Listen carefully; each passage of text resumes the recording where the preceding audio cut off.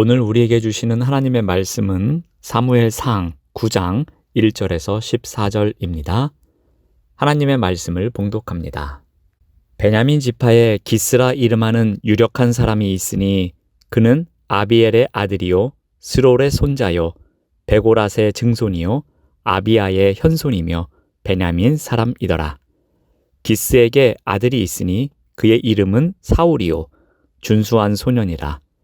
이스라엘 자손 중에 그보다 더 준수한 자가 없고 키는 모든 백성보다 어깨 위만큼 더 컸더라. 사울의 아버지 기스가 암나귀들을 잃고 그의 아들 사울에게 이르되 너는 일어나 한 사환을 데리고 가서 암나귀들을 찾으라 하매 그가 에브라임 산지와 살리사 땅으로 두루 다녀 보았으나 찾지 못하고 시알림 땅으로 두루 다녀 보았으나 그곳에는 없었고 베냐민 사람의 땅으로 두루 다녀보았으나 찾지 못하니라. 그들이 숲 땅에 이른 때에 사울이 함께 가던 사환에게 이르되 돌아가자. 내 아버지께서 암나귀 생각은 고사하고 우리를 위하여 걱정하실까 두려워하노라 하니 그가 대답하되 보소서 이 성읍에 하나님의 사람이 있는데 존경을 받는 사람이라. 그가 말한 것은 반드시 다 응하나니 그리로 가사이다. 그가 혹 우리가 갈 길을 가르쳐 줄까 하나이다 하는지라. 사울이 그의 사환에게 이르되 우리가 가면 그 사람에게 무엇을 드리겠느냐. 우리 주머니에 먹을 것이 다하였으니 하나님의 사람에게 드릴 예물이 없도다. 무엇이 있느냐 하니. 사환이 사울에게 다시 대답하여 이르되 보소서 내 손에 은 한 세겔의 4분의 1이 있으니 하나님의 사람에게 드려 우리 길을 가르쳐 달라 하겠나이다 하더라. 옛적 이스라엘에 사람이 하나님께 가서 물으려 하면 말하기를 선견자에게로 가자 하였으니 지금 선지자라 하는 자를 옛적에는 선견자라 일컬었더라. 사울이 그의 사환에게 이르되 내 말이 옳다. 가자 하고 그들이 하나님의 사람이 있는 성읍으로 가니라. 그들이 성읍을 향한 비탈길로 올라가다가 물 기르러 나오는 소녀들을 만나 그들에게 묻되 선견자가 여기 있느냐 하니 그들이 대답하여 이르되 있나이다. 보소서 그가 당신보다 앞서 갔으니 빨리 가소서. 백성이 오늘 산당에서 제사를 드리므로 그가 오늘 성읍에 들어오셨나이다. 당신들이 성읍으로 들어가면 그가 먹으러 산당에 올라가기 전에 곧 만날이이다. 그가 오기 전에는 백성이 먹지 아니하나니 이는 그가 제물을 축사한 후에야 청함을 받은 자가 먹음이니이다. 그러므로 지금 올라가소서 곧 그를 만나리이다 하는지라. 그들이 성읍으로 올라가서 그리로 들어갈 때에 사무엘이 마침 산당으로 올라가려고 마주 나오더라. 아멘. 오늘 말씀의 제목은 한치의 오차도 없는 하나님의 은혜입니다. 8장에서는 이스라엘 백성이 사무엘에게 국가 통치를 담당할 왕을 요구한 사건이 나옵니다. 그런데 9장에 곧바로 사울이 등장합니다. 그렇다면 어떤 내용이 나와야 하겠습니까? 사울이 과연 왕이 될 자격이 있는지 검증하는 과정이 있어야 할 것입니다. 먼저 사울의 가문의 배경이 나오고 있습니다.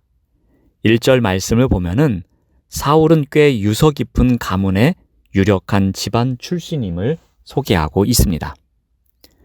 유력한 사람으로 번역된 히브리어는 구약 성경에서 재산이 많은 또는 강력한 힘이 있는 이라는 뜻을 갖습니다.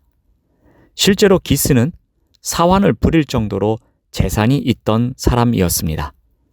사무엘상 14장 50절을 보면 그 집안에서 군장이 나올 만큼 강력한 힘도 소유하고 있었습니다.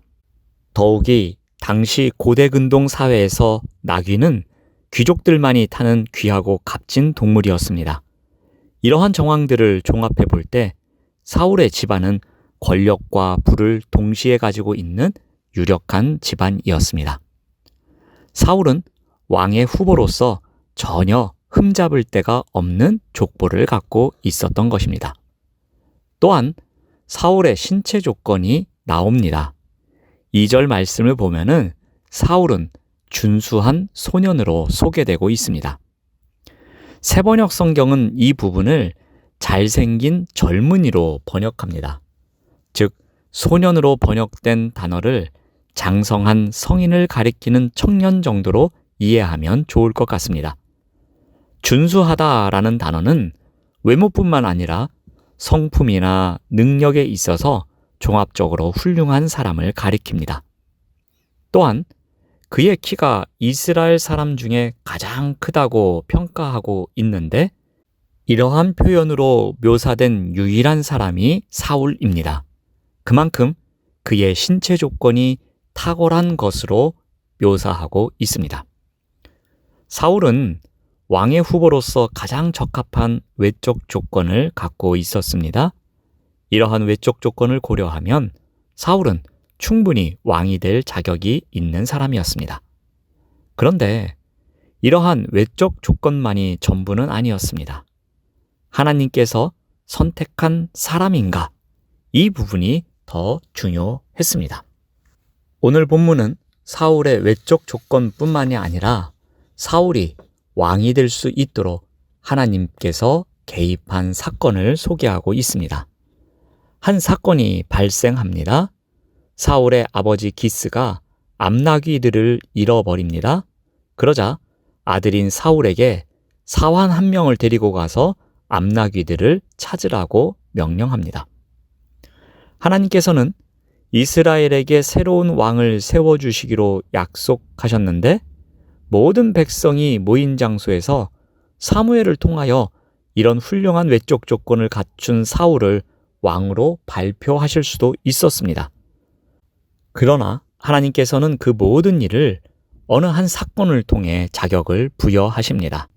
하나님께서 사울이라는 한 청년을 하나님의 백성들을 다스리는 왕으로 세우시는 일을 진행하기 위하여 시작하신 첫 단계가 바로 나귀들을 잃어버리는 것이었습니다. 나귀를 찾아 사방을 헤매던 사울은 아버지께서 우리를 걱정하실 것 같다고 사환에게 말하면서 돌아갈 것을 명합니다. 여기에서 돌아가자로 사용된 문법은 말하는 화자가 자신의 결정된 의지를 일방적으로 통보할 때 사용하는 표현입니다. 그런데 사환이 어떻게 합니까? 사울의 일방적인 통보를 받아들이지를 않습니다. 오히려 6절에 보면 모든 문제 해결이라는 메시지를 지혜롭게 전하면서 사울의 마음을 바꾸곤 합니다. 더욱이 사울이 하나님의 사람에게 드릴 예물이 없다고 합니다. 그런데 사환은 자신이 가지고 있는 은전 한 푼을 내보이며 사울이 아버지에게로 돌아갈 모든 이유를 차단해버립니다. 사환은 지금 하나님의 섭리 가운데 귀한 도구로 쓰임받고 있는 것입니다. 그런데 이러한 하나님의 세밀한 인도하심은 여기에서 끝나는 것이 아니라 물 기르러 나온 소녀들을 통해서도 또 한 번 이루어집니다. 우리 11절 말씀을 보면은 그들이 성읍을 향한 비탈길로 올라가다가 물 기르러 나오는 소녀들을 만납니다. 그리고 그들에게 묻되 선견자가 여기 있느냐라고 합니다. 처음에 사울은 아버지께로 돌아갈 작정이었습니다. 게다가 돌아가자라고 명령했음에도 불구하고 현실은 정반대의 상황이 펼쳐지고 있습니다. 그리 사울의 마음이 편치 않았을 것입니다. 그러다 보니 자연스레 사무엘을 향한 그의 발걸음은 중동 지방의 뜨거운 날씨에 비례해서 점점 무겁게 느껴졌을 것입니다. 엎친 데 덮친 격으로 성읍으로 향하는 그의 앞에는 비탈길까지 나타났습니다. 하지만 하나님께서는 이 고비를 소녀들을 통해서 해결하십니다. 길에서 소녀들을 만난 사울 일행은 아주 짧은 질문만을 던졌습니다. 선견자가 여기 있느냐라고 질문합니다. 하지만 소녀들은 이상하게도 묻지도 않은 내용까지 세세하게 설명을 해줍니다. 마치 사울이 다른 생각을 할 아주 작은 여지조차도 허락하지 않는 것으로 말합니다. 그리고 마지막에는 지금 올라가면 하나님의 사람을 만날 수 있습니다 라고 강조하고 있습니다. 사울의 발걸음을 재촉시킵니다. 이러한 하나님의 인도하심은 사무엘에게 가서 최고치를 달하고 있습니다. 사울의 방문을 미리 예고해 주십니다. 둘이 만난 순간에는 이 젊은이가 내가 너에게 말한 바로 그 사람이다 라고 확인까지 시켜주십니다. 결국 사울의 머리에 기름을 붓게 하십니다. 이상의 사실을 통해서 우리가 알 수 있는 것이 있습니다. 그것은 사울이 이스라엘의 초대왕으로 선출된 것은 외적 조건보다 하나님의 섭리와 선택의 결과라는 것입니다. 외적 조건도 중요했습니다. 하지만 그보다 더 중요한 것은 하나님의 섭리와 선택이었다는 것입니다. 그것도 매 순간순간 하나님께서 사울 인생의 주인이 되어주시고 그의 인생 스토리를 한치의 오차도 없이 인도해 주신 하나님의 은혜의 결과였습니다. 사랑하는 여러분, 이러한 하나님의 섭리와 은혜의 손길은 단지 사울에게만 허락된 특별한 은혜가 아닙니다.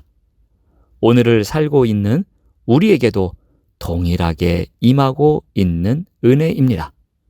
오늘 우리의 인생 스토리 가운데에서도 한치의 오차도 없이 하나님께서는 인도해 주시는 은혜로 함께 하심을 믿고 살아가시는 우리 모두가 되시기를 바랍니다. 기도하겠습니다. 하나님 감사합니다. 하나님의 섭리와 은혜의 손길이 있음을 믿음으로 고백합니다. 오늘을 살고 있는 우리의 인생 스토리 가운데에서도 한치의 오차도 없이 우리를 인도해 주실 은혜를 기대하며 사모하며 나아갑니다. 오늘 하루의 발걸음 가운데도 함께하여 주시옵소서. 예수님의 이름으로 기도드립니다. 아멘.